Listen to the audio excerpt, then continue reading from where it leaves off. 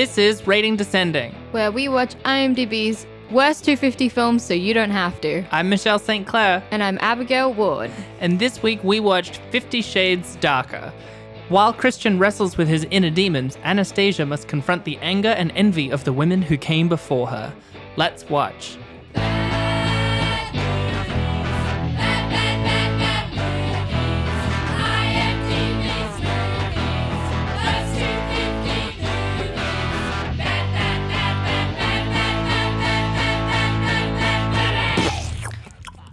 I said I wanted to start this episode with ASMR. Yeah, do it. Yeah, well, okay. Let's get some good coffee sounds in there. Yeah, I'll do some water ones. I've got a bit of ice, so there'll be a bit of clinking. Yeah, that was coffee. This is water. Oh, Jesus. Is the water getting poured onto you? You don't drown a little bit every time you drink water? The back has two pipes. One goes to lungs, one goes to the belly. I don't use my mouth at all. I just snort water. Is that wrong? Yes. Have I been drinking water wrong this whole time? I mean, I'm not a scientist, so I don't know. But I think it might be wrong. But again, I'm no scientist. It's just confusing because, like, straws are kind of designed for nostrils rather than mouths. They're just perfect nostril width. So, you know, that's where the jump to this conclusion came from.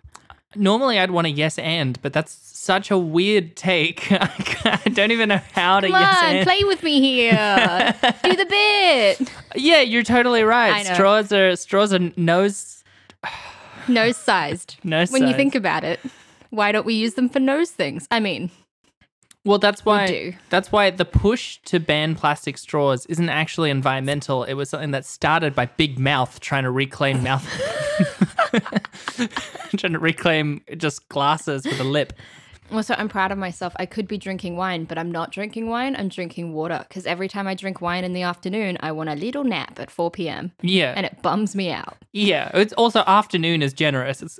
It's very early afternoon, I guess. I worked really hard for all of 2 hours. I deserve it. That's true, yeah. Deserve the alcohol. That is the best thing is working from home. Nobody looks at me if I'm drinking at my desk.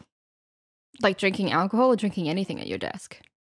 At my last job, they said there was a no liquids policy. Really? So I could have water as long as I had it in solid form. Not ice. I would usually have it powdered and I would just at my desk. Did you use a straw to do that? No. Crazy. It's nose shaped. That's true. Yeah, no, I bought $300 worth of wine. So all I want to do is drink wine at the moment for obvious reasons. But I want to space it out and savor it because it's good wine, you know? I really should have just gone back to my $3 Aldi wine and just binged on that. No, but this is how you're progressing to your mid-20s is you're spending money on wine that is more than $3 at a time. Yeah, this is how I know I'm in my mid-20s is because I'm spending more than $3 on wine and I now go to a doctor that isn't bulk billed. That's like, times are changing. That's like some real grown-up shit. I know. Yeah. I know. It's like I drink black coffee instead of drinking 4 different kinds of tea because I think it makes me more interesting. I definitely feel like when people just order a black coffee, they feel like there's some gravity to it. I feel like I've literally had a man say to me before, like, "Oh, black coffee, that's a man's drink." Yeah. Yeah. But I feel like when people are ordering a black coffee, they're like, black coffee, no sugar, no milk. I take it straight. You know. Glancing around the shop for approval. None of this other bullshit. I'm not a sheeple. I drink black coffee. Also, isn't it wild to think that, like, right now we're both 25 years old. This is a 5-year project. We will both be 30 when this is over. Never describe me as potentially 30 ever again.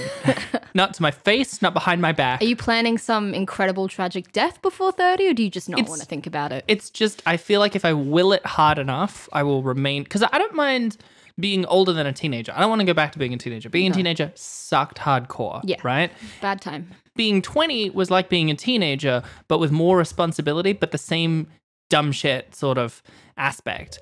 I don't mind being 23 to 25. That's where but I worry that I'm peaking. I think 23 and it's a low peak. 23 was a great age. At the time, I was like, 23 is so nothing, but I think that was a really good age. I wasn't particularly happy at 23, but I'd like to be myself now, but also be able to say I'm 23. I've also been so busy doing things like work and other stuff that, like, man, I feel like I've missed on the classic early 20s social experiences as displayed on many movies from the 90s and now on TikToks from the 2020. That ship has sailed. Yeah. Now I've got to move into we're having a show about people who are in their 20s, but really they're in their 30s for most of the runtime, friends. Yeah. Yeah. Also, I noticed I seem to have a wrinkle on my forehead. It's not like a horizontal one. Yeah. But because I frown so much, when I frown, when I furrow my brow, I get these two lines that appear right over my eyebrows, and they're vertical and they go up, and now they just don't leave. So I now have my first wrinkle. That's just because you frown a lot. The little signs of aging are terrifying. I was saying the other night, I realized that my body, like they say that your brain stops growing by the time that you're 25. And I feel like your body starts declining after 25 as well. Is this it? Is this my peak physical condition? Because it's not working for me. Yeah. Not at all. And it's not my fault. You know, I'm a flawless little angel. Nothing I've done has ever been wrong. It's society that's the problem. Yeah, I've said this before, but I resent the fact that time moves forward, whether or not I will it to. It's despicable. Sometimes time moving forward is good, like if you're waiting for something. And then other times, it just decides to continue. Which is awful. Inexorably. Why doesn't time bend to our individual will? That's my question. It's 2020, you know? Yeah. Mr. Einstein failed us all. Again, as you know how you know science. I love science. I think about it all the time. So, you know. Yeah. Classic Abby loves science. Do you ever just have a little Google and you type in science things and there's so many science things. I want to make a t-shirt that has your face and then a little speech bubble that says, I love ... science.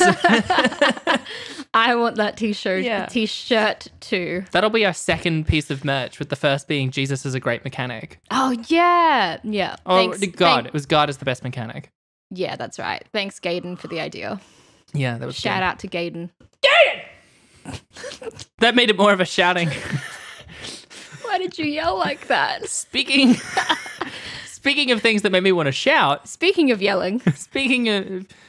Well, I mean, there's not much yelling in the movie. No, I did a lot of yelling. Right, yeah. So speaking of things that make us want to yell. Speaking of yelling. No, yeah. Let me just ruin your segue a little bit Hang more. on. Rewind. The good thing is I can cut all of it out. No! And then I keep it in. Flawless. Speaking of things that make us want to yell. This week we watched 50 Shades Darker. So, full disclosure, this is, I think, the first one on this list that we've watched before. Yes. Yeah, which we watched a couple of years ago, the first and second one, not realizing that the third one wasn't out yet, just like to experience it. And I feel like enough time has passed that I kind of forgot all of what happens in it. For sure. Especially because we were very drunk the first time watching it. So I'm not a very socially adept person. I wish I could have experienced what it was like being in a theater, because I love the cinema experience. No. Right? I was literally, this was what I was going to bring up first as well. Yeah. If you booked tickets to see this in cinema, did you want to sit in a room full of strangers all being horny at the same time together? Because you're pretty much watching soft porn. I've been in movies that say, like, we went to go see The World's End, which was great because it was just a theater filled with Edgar Wright and Simon Pegg fans. We're all that collective laughing and joy more than we would individually. The film brings on an energy in the room. It's, on the other end of the spectrum, when we went to go see Once Upon a Time in Hollywood, I feel like there was a tension for the first 40 minutes of it, of the audience going, have we decided we like this or don't like this? Yeah. I liked it, but definitely the first bit of it, I was like, do we all like it? Am I supposed to laugh now? Or is that seen as not okay by the rest of the audience? In 50 Shades Darker, there's literally scenes where he's eating her out and they're fucking having sex doggy style. It's really graphic for what typical sex scenes are. Yeah. What was it like? Did anyone go with their mum? Did anyone bring a relative? Just wanna sitting hear there about being like, some- man, this is hot. We all agree this is pretty horny, right? I want to just hear some awkward stories about people's experience, like watching this movie. I wonder if anyone was duped into seeing this, not understanding. Well, it's also because like it's very horny, but it's also very bad. Yeah. So I can't imagine what the in-cinema experience was like being like, man, this is complete rubbish. Oh, they're fucking? Oh, fuck, yes. As a group, as a collective horniness. Yeah. I wonder The if communal horniness. it's like seeing the Beatles back in the 60s, but instead of it being the Beatles, it would be like the Monkees. Because I was trying to think of a band, because like the Beatles were good. You'd be like, this is good, and we're all horny. I don't think it's the same kind of thing. I don't know. They didn't have movies in the 60s. The number one thing that got me about this movie, because I kept thinking about two things the whole time. And one of them was I couldn't tell.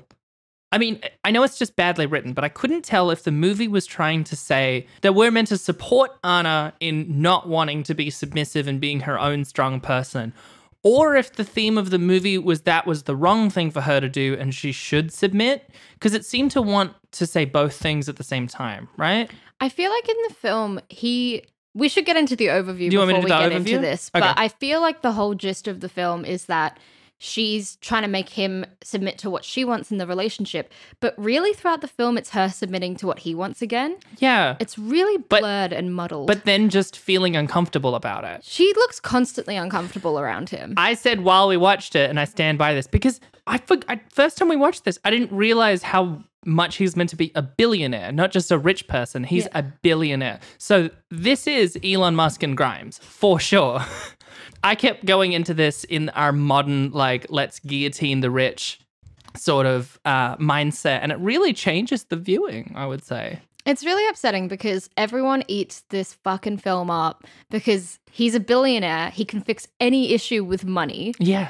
And people like rom-coms where people are living a lifestyle they could never emulate. Yeah. So maybe I'll get into a bit later, but there's always, with these films, there is always this insane amount of materialism, which draws people in. People like this film, they like this franchise because it's stylish and sexy. They're on boats and she wears beautiful dresses and she has this enormous apartment and he has this incredible penthouse. It's all about like luxury. Yeah. What I really wanted, the bondage that I wanted out of it was I wanted Anna to tie him to a guillotine and then say, eat the rich and execute him. That's what I wanted. I'll do the overview now. Yes. After Anastasia Steele leaves Christian Grey at the end of the first film, she goes on to start a new job as an assistant to Jack Hyde, an editor at a publishing company. When a semi-chanced encounter with Christian brings him back into her life, she decides to rekindle the relationship, but only on the condition that she isn't a submissive. Christian and Jack quickly meet and clash. Anna finds herself frustrated at Christian for attempting to dominate her life by buying the publishing company and demanding she not go on work trips. Christian brings her to Elena, the woman who seduced him when he was younger, which rattles Anna. Afterwards, the pair go to his family's annual ball. Anna finds out more about Christian's traumatic childhood, and Elena demands that she leaves him, but she refuses. Later, Jack attempts to force himself on Anna, but she fights back, and Christian has Jack fired, with Anna temporarily replacing his position as editor. Meanwhile, Layla, a former submissive of Christian's who has been following Anna throughout the movie, confronts her in her apartment, and she watches as Christian uses his dominance to get her to stand down. Anna starts to reconsider the relationship, but Christian proposes. He leaves on a business trip, but his helicopter crashes. He's quickly found and returns home to find that Anna has agreed to say yes. At Christian's birthday party, Anna and then Christian confront Eleanor about her behavior, and she gets promptly shunned from the family. Meanwhile, Jack watches over the party from afar, swearing revenge. That was as best as I could, a summary of all of the things that happened. It was really hard to remember the order because all of them just sort of happen in Yeah, general. because the film is really just a sequence after another, but they don't actually form any particular structure. It's just like almost like mini-sodes of their life together. It is. It's like episodes of a sitcom, but every episode's roughly 10 minutes long.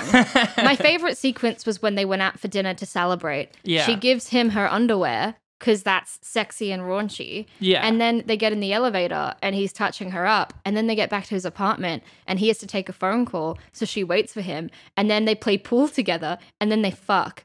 That's a good 10-minute chunk of the whole film. Yeah, it's like watching the worst prestige drama, like a Foxtel prestige drama that's just horny and has no drama. Yeah. It's not. But any essence of drama they do have, they do not linger on for whatever the fuck reason. Yeah, His helicopter goes down. Like, Christian is fucking flying a helicopter and they crash in the wilderness. And it's all about how Anastasia feels about how he's been missing for a couple of hours. Yeah. And then he just returns a little bit bruised and battered, being like, I survived. And I'm like, I want to see that. I want to see that movie. A news thing. There's not even like him in the hospital. He literally shows up in the elevator at his home. How did he get there? Yeah. Did he walk from the crash site? The news were in the middle of reporting it. And because the film has no structure and it is just sequence after sequence of their relationship, their budding love for each other, it means that like the film just keeps going on and on and on. And like I have to ask you, how long actually was it? Because for me, I felt like the film was like 2.5 hours long. Yeah. It went forever. It was 131 minutes. So if we count credits. It is long. No, if we count credits, it's only like 2 hours. Yeah, but that's longer than I thought it was. I mean, it felt like it was 2.5 hours, but I expected it to be under 2 hours. Right. Well, I mean, yeah, it drags so much. It does. And so many of it feels pointless. We've talked about movies with bad structure. This is a movie with no structure. No structure. This is the worst structured movie we've seen so far. There's no framework that makes it a story. No. It is just stuff that happens. Because the story starts with Anna having left Christian, and then Christian's like, please come back. I want to have a relationship with you. So then the story is just about the relationship that they have together. Yeah. And again, these loose things come in and out of the story with Layla stalking them and with Jack trying to fucking rape Anna. Yeah. Which is crazy. Okay, I wanted to talk about that quickly. Okay. Because, I mean, so this movie doesn't work as a fuck film, right? Because it's bad. But I feel like if you're making a film that's meant to be raunchy and sexy, you gotta make it safe. Because that's what makes it sexy. Is it feeling like a safe space that we, the audience, can feel sexy? I feel like putting rape and sexual assault into your movie makes it feel so unsafe. But I feel like they did it for the opposite. Like, they did it to try and make us feel safe because they're like, look at how he's doing it and look how Christian's sex with Anna is consensual and safe. An opposite intended effect. It made me go like, holy shit. But I mean, like, it's not just the rape that put you off the raunchiness of the film. It's the film itself that does that. I just feel like even if it was like a good raunchy film, then making it rapey undoes the safe raunchiness. What's a good raunchy film? Have you ever watched a good raunchy film? I mean, I've watched movies that have good sex scenes. Yeah, but like, well, there's still sex scenes within films that are just standard films. Is there a good raunchy film that you've ever seen? I'm just trying to think of sexy films in general. I can't think of any. Well, I meon, often like the sexiest films I've seen are really just romance things. What was that one that had George Clooney and Sandra Bullock? Gravity. The sexiest film I've ever watched. No, it's Steven Soderbergh did it. What the fuck was it called? Out of Sight. Have you seen Out of Sight? No. Okay, I haven't seen all of it, I will admit. But the bits that we watched, I've seen like the second act of it, and it was really good. It was really like romantic, and like the sex in it didn't feel sexualized. It just felt intimate. Yeah. A good raunchy film is intimate. I take it back. I can think of a good raunchy film, and that's Muppet Christmas Carol. That just gets me off. What the fuck? There's something about Miss Piggy saying, "Oh, Peter, get the turkey ready." Hey, everyone. So I wanted to be known on this podcast then that Abby is a Muppet fucker. Yeah. Proud of it. You can't keep me down. Abby is a proud Muppet fucker. I will be oppressed no longer. As a white woman. You have a dildo that looks like Gonzo's nose. Oh, yeah, I have a Kermit sex doll. For sure. I just love how small he is. That's the thing. The little collar does things for me as well around his neck. It's just... He's like, it's almost like a Jacobean ruff, but simplified. Yeah, yeah.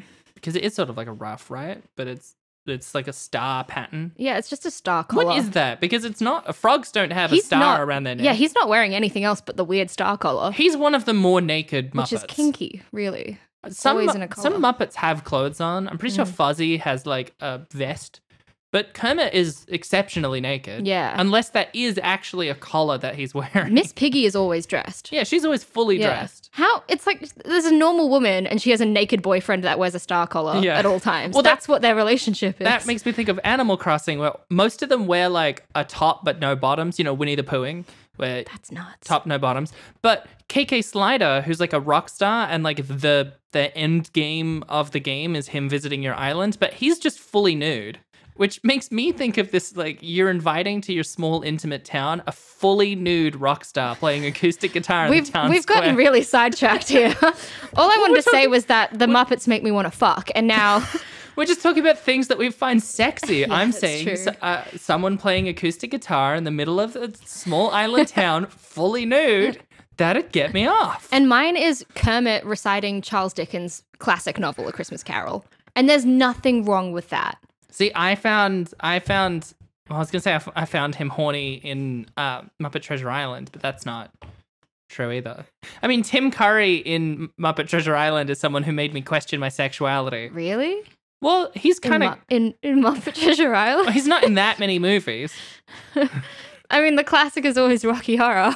Yeah, which I mean made me question my own sense of self in a very different sort of way. Fair. Yeah, this was a bad raunchy film. Yeah. Unlike Muppet Christmas Carol, this just didn't tick all the boxes for me. Where was the Christmas spirit? I saw a lot of people critiquing Dakota Johnson and Jamie Dornan's performance, but definitely the low light for me was Kim Basinger as Eleanor. Yeah. She didn't want to fucking be there. No. Her character had nothing to her, and she delivered every line sort of like this. Although I will say Dakota Johnson still gave a very Kirsten Stewart as Bella performance where she did a lot of I don't even know what you mean. And then like the fluttering eyes. It's the same shit. It's honestly the same kind of performance. And I think that's also why they're the leads in these terrible rom-coms is that they are the classic submissive shy girl thing. Yeah. They've got beautiful brunette hair and pale skin and Love they her flutter hair. their eyelids a lot. It's the same thing. Yeah. That is true. Well, that's I And with mean, a possessive man that thinks that they own them. That's and the- apparently that's romance. Okay, so that's what always got me about this movie is that like people describe him as stalkerish. And it's not that I don't agree that he's stalkerish, but he's not stalkerish, right? Because he's a billionaire. He sees her as something to own, and that's what makes it fucked, Yeah. right? Because you can't stalk property. So I don't think it's stalkerish. I think it's complete fuckery dominance. I think it's just both. Well, He yeah, is a I know. stalker. He literally follows her. He gets his team to follow her and But take I mean, photos I'm of her. saying like it's like a different psychology where he's just trying to completely take over her life. I hate it. I think he's doing both. He thinks he owns her and he stalks her. He's a piece of shit. Yeah. He's somehow worse than Edward. And there's a Yeah. lot of comparisons between Twilight and 50 Shades because It's fan fiction. It's fan fiction of It's Twilight. Literally Twilight fanfic. they are born out of each other. If Twilight is like funneling young adult teenage romance fiction into its like barest essentials, this is then like a mirror copy of that. This is like if someone took Twilight and what's that thing where you put a piece of like carbon copy it? Yes. Yeah. And it makes it like reflect all of the worst parts of it. It's so gross. Yeah. And I was saying, like, again, like it is a materialistic thing where people eat this shit up because they are stylish, attractive young people in a lovely city. It's super luxurious. There's a lot of money. And the romance is that he owns her and that she is his. And for some reason, people think that's romantic. Yeah. It's this lifestyle and this relationship that will never be achieved by the general populace, but they love to watch it and consume it. It's a literal fairy tale. It is a modern fairy tale. But it's It's still so toxic yeah. and so unrealistic, obviously. And I was saying to you, this week I've become really inspired because I've decided to sell out. I Yeah. want to be a screenwriter and I want to be a good screenwriter, but I also want to make money. And now that I've realized that people love shit like 50 Shades and Twilight, and they also watch things like The Kissing Booth and Tall Girl on Netflix, these are just terrible fucking rom-coms that 14-year-old me has already written. Yeah. I'm just going to sell out and write shit like this. Yeah. Think of the worst relationship of your life and then figure out how to make it romantic. Exactly. That's how you do it. Exactly. It's yeah, like I said, I kept just watching it as I'm like, this guy's a fucking billionaire. What is I'm sorry, I thought I had more of a point. I can't No, I get you. I can't move on from it. I also don't understand once again, his interest in Anastasia. Mm. He is a billionaire and he often has control in every situation. So he's a character that is allowed to pretty much be interested in whoever he wants. Yeah. And he's fallen in love with Anastasia Steele. Yeah. Why? I don't get why. She's another really bland female protagonist that a bad writer has created. To her defense, he's also a very bland. Like, He everyone's is, bland. but again, he's a billionaire with a lot of money. So if we're thinking about these characters in a credible way, he's Yeah. a billionaire with lots of money who can literally fucking date whoever he wants. So why would he choose Anastasia? Well, as we find out in the movie, because she kind of looks like his mum. Yeah. But also it turns out that there's heaps of other girls that look like his mum, and that's Yeah. all of his subs. Yeah, I mean, look, I will admit I don't know a huge amount about BDSM, but I know that this is not it. Like, No. This is a crazy representation of BDSM. Yeah, let's talk about the sex aspect of this film. Yeah. Because the Red Room is everything they do is so vanilla. Yeah. He literally spanks her a little bit. He puts these cuffs on her. He eats her out. That guy eats pussy. That's the positive. He eats pussy. We never see her perform a blowjob, but he is always going down on her, which is great to watch. That's good shit. But- he always goes straight for the Straight pussy, for by the the pussy. way. The foreplay is nuts. There's maybe 10 seconds of foreplay in the entire movie. But again, so like he like there's a bit of foreplay. They're using cuffs. He puts a bit of oil on her at one point at the end, and it's meant to be a big moment, but it's just sweet, nice, warm oil. I thought it Yeah. was wax. I was like, oh, is he gonna hurt her or punish her? Literally, yeah. He spanks her, puts some oil on her. And then they always end up fucking in Missionary. And that is the Yeah. insane, kinky sex of Christian Grey. What a sadist. Well, I know, and I hate the way he's like, I'm not a dominant, I'm a sadist. I'm like, is that your self-identity? Yeah. It's almost as if it's like, oh God, I can't. I do remember notoriously BDSM, the BDSM community really, they reject this whole franchise Yeah. because it's not an accurate representation of it. And In any also, way. there's a lot of things that Christian does that make her uncomfortable, and the consent isn't often there. Yeah. Like, the consent is blurry. Usually he's like, I've got these for you, and he puts those fucking balls up her vagina. Yeah. The And Kegel then, balls. Yeah. And she doesn't look comfortable with it. He holds them up and she looks scared and uncertain. Yeah. That is not consent. And then she says the hottest line of the film, you're not going to put those in my butt. No, they're not going up my butt. I can't believe I really said butt. Yeah.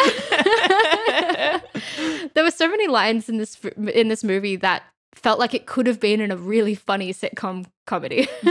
Yeah. No, they're not going up my butt. Because like there's this bit where, yeah, they're looking in the mirror at each other affectionately, and then he just holds up the balls. Yeah. And her face drops. It's so funny.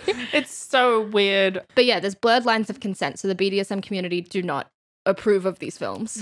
Also the way that a submissive seems to be like a category of person instead of like a role in sex occasionally is really weird. Yeah, usually it's just, a role that applies while you're fucking, not in life. I can't believe Anastasia Steele met this man who completely emotionally dominates women in a way that a psychopath would. Yeah. Like, dude needs to go to therapy. The guy wants to emotionally torture women to the point where they have no control over what they're doing because they resemble his mother. Guy needs to talk to a therapist. Yeah. That's it. He needs mental health treatment. There's a lot of scenes exploring his traumatizing backstory, and it's almost as if they're just using it to explain away why he's a villain and Which how he's is still a weird. good dude. I've said before, my kink is someone going to therapy. That would make it hot to me. If I saw him going to therapy and then they talk about consent more, oof, that would get me off. My kink is pissing. Pissing on Kermit. Love the yellow stream. Oh. Cut that. Cut it out. No. Yeah, I couldn't fathom this movie. Like, I don't know. I wanted to talk more about the silly bits, but I'm way too distracted thinking about the incredibly uncomfortable sexual and personal dynamics at play all throughout this movie. Yeah. It's really upsetting because I've never been less turned on by soft porn. I've never been less turned on by a movie.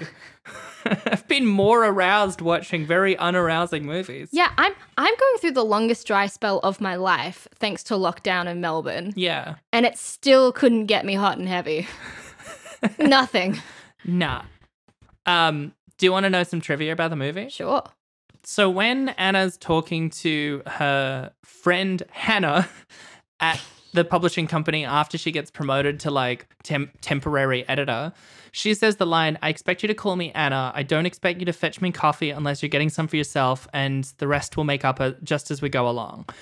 Melanie Griffith, Dakota Johnson's mother, said the almost exact same line in Working Girl in 1988, which is so weird. That's so wild. It is weird because like Dakota Johnson, I always find it hard to believe that she's Tippi Hedren's granddaughter because they look so dissimilar to me. Yeah.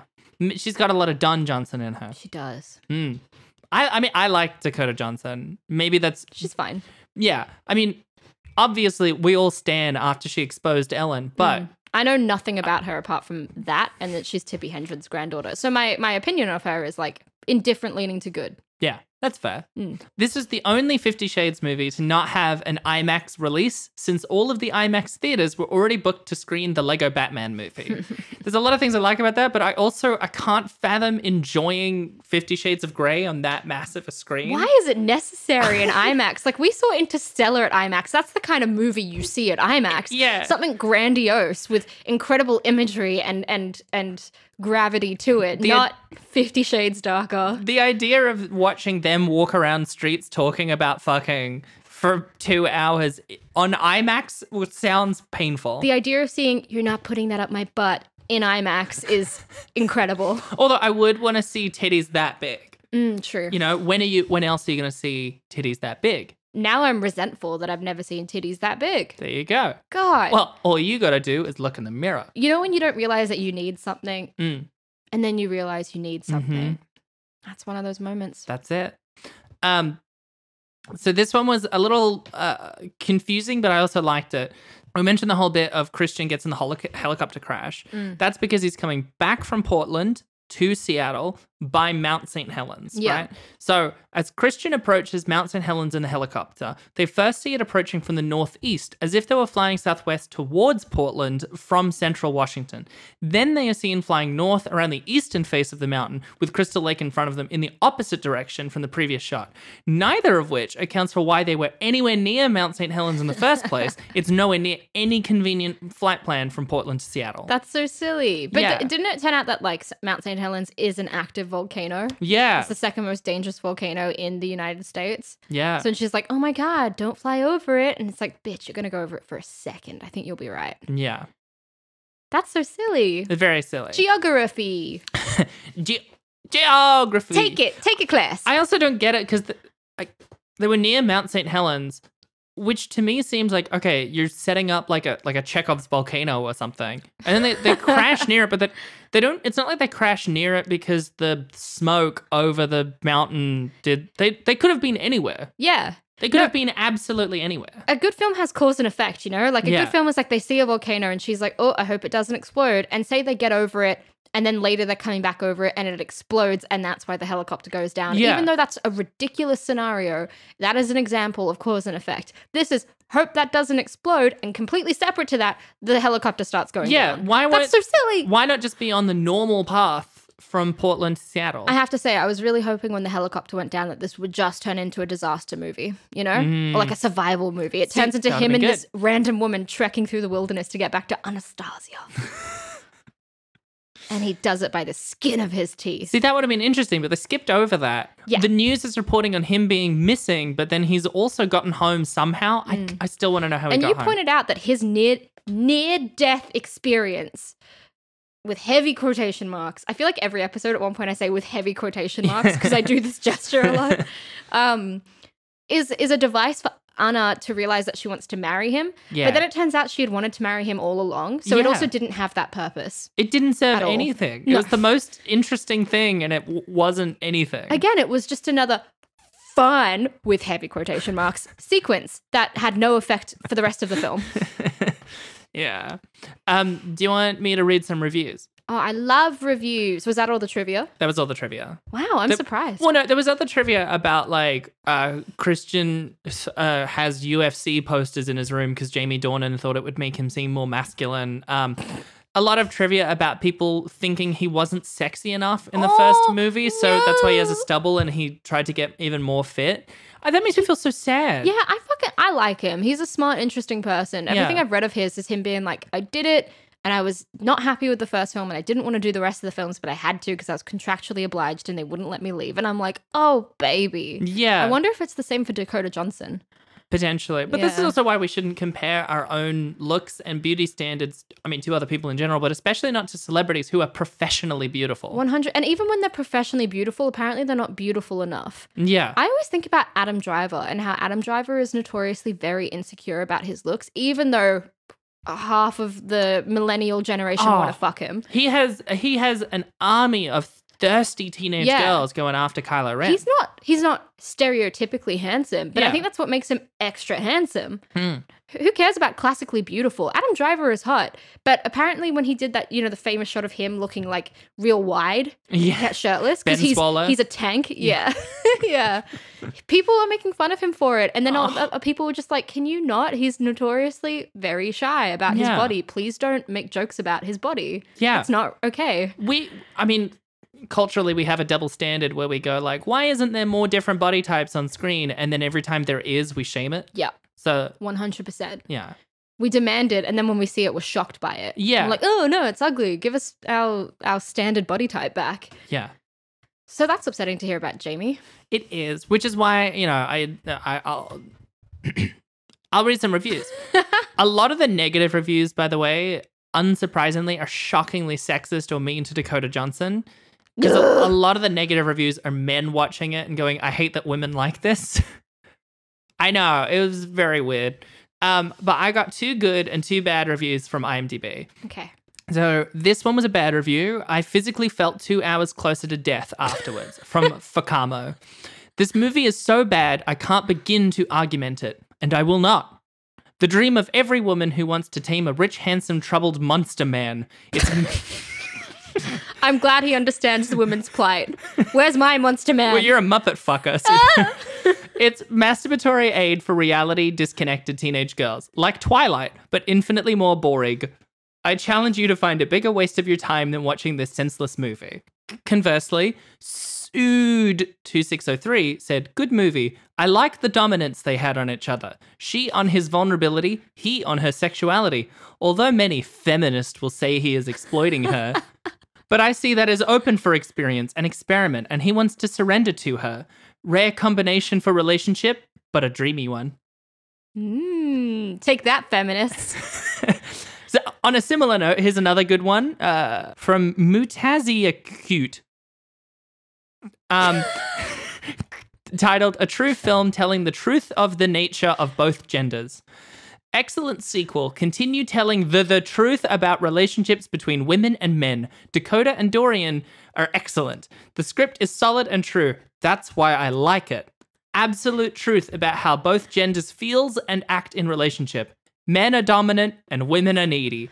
Simple and easy like that.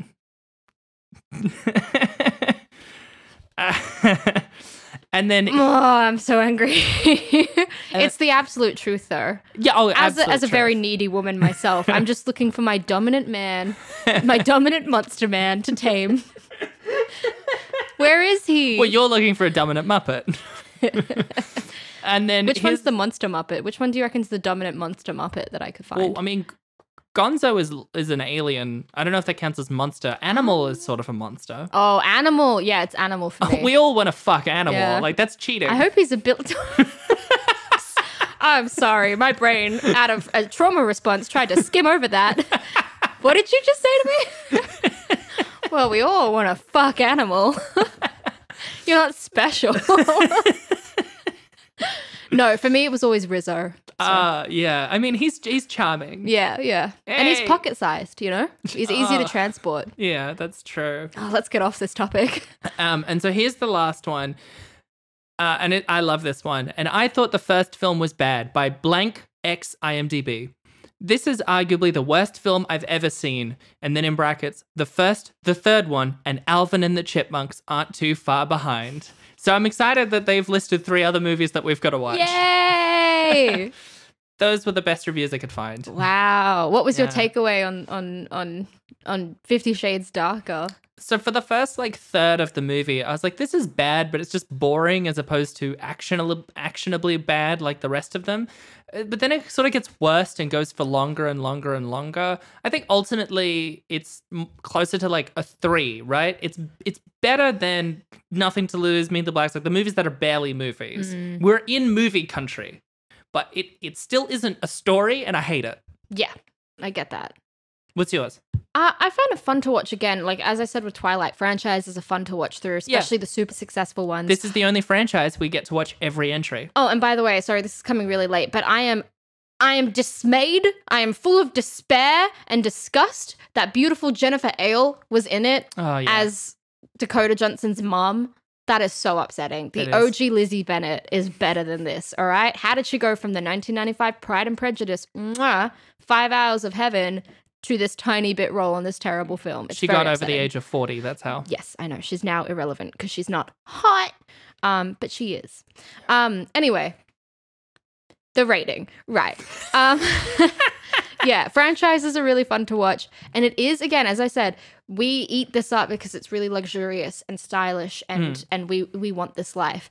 And I'm not going to lie, there were bits of it where I was like, I want to go get coffee in Seattle in a pretty coat. I want to be on a yacht. So well, I want to do the first one a lot more than the second one, but those are very disparate. You don't want to be on a yacht sometimes? I love that those are the two things you wanted to do most out of the... Wish I was yachting. Oh, I can't believe we didn't even talk about how much of this movie is just like advertisements wrapped as a movie. Yes. I joked the pool scene was an Nespresso ad and the yacht scene was a Ralph Lauren ad. 100%. Yeah. It is. I think that you could cut the yacht scene into a black and white ad and it would be like, Ralph Lauren. Yeah. Yacht. Or if it was Johnny Depp instead of Jamie Dornan, it would be Sauvage. My rating for it, because I was very briefly guiled into this luxurious, stylish life. So that kind of made it a bit fun to watch, you know? I'll give it a 3.5. Okay. Yeah, because I actually enjoyed how shit it was. I would probably watch it again if I was drunk. Yeah, that's fair. Yeah. I'm often drunk. I probably would because I wouldn't have to pay attention. Exactly. Yeah. Yeah. It was a good time. And I'm very excited when we eventually get around to 50 Shades Freed. Yeah. And then very far down the list, the first 50 Shades. So excited. In 2 years' time, we'll be returning to this bad boy. Yeah. 2 years' time, we'll be 27. So, stay subscribed. You fucking better. Yeah. Or else Misha's going to come around your house and beat you up. I'm going to beat your ass. Yeah. That's it. That's it. Treat him mean. Keep him subscribed. Well, that's all for 50 Shades Darker. What are we watching next week? Next week, we're doing Paranormal Activity, The Ghost Dimension. Ooh, spooky boy. Yeah, the first horror. I know. Which is very exciting. I mean, if you don't count AVP, which was pretty much a slasher film, but yeah. Having never seen any Paranormal Activity, I love activity. Join us next week, or you're gonna get it.